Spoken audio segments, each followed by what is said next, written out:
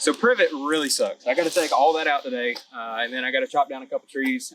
It's going to help the leveling crew when they come in and do all the dirt work. It's going to help them have a little bit better price for me. And I just need some firewood, so that's what we're going to be doing today, is knocking out all of this, pushing all this back, because the mobile home's actually going right through here.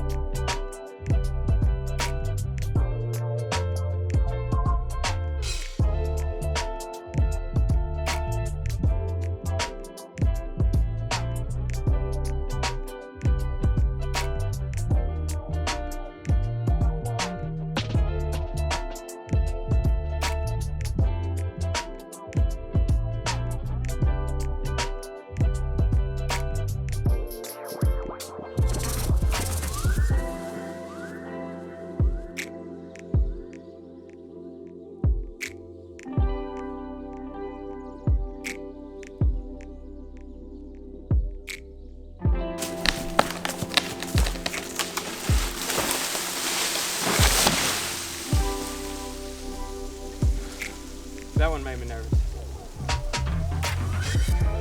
I hate dead trees. I don't know if you can see it, but right there's a hornet's nest. So this tree right here I was cutting, and it's hung up in that tree. So I think we're gonna cut this one down and let it fall, because they're both hung up together, and let those hornets calm down and then come back tomorrow. I'm not very happy about them having to cut all these trees down, because the whole reason why we bought 7 acres is so we could have some trees, but then everybody likes to chop them down. So while we bought land, it's pointless. We're just gonna chop everything down.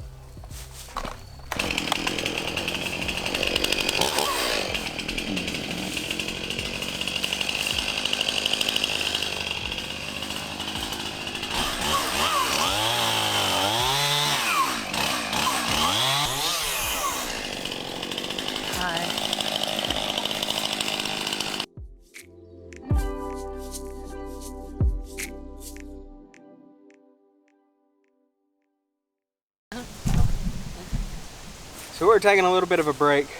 This morning you saw kind of us starting to work and the rain moved in, so we put the camera up, just kept working through the rain. We're pretty worn out. We're gonna finish cleaning up these 3 down trees we have here and keep this burn pile going. I'll show them the burn pile. It's not working too well. It's very green. Oh gosh, it's smoking. It's very green, and I think we're just gonna have to let it dry out a few days, because we've had about 4 or 5 days off and on the last week or 2 for rain. But yeah, we're both pretty worn out, but it's gonna be worth it. It's gonna be nice and peaceful over here. Listen to the birds.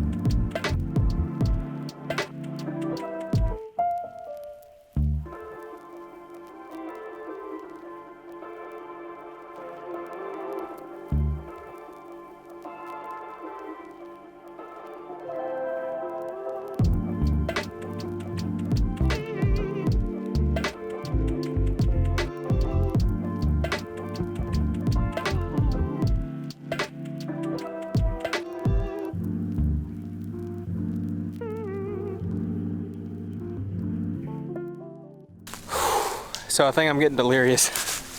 But we are done.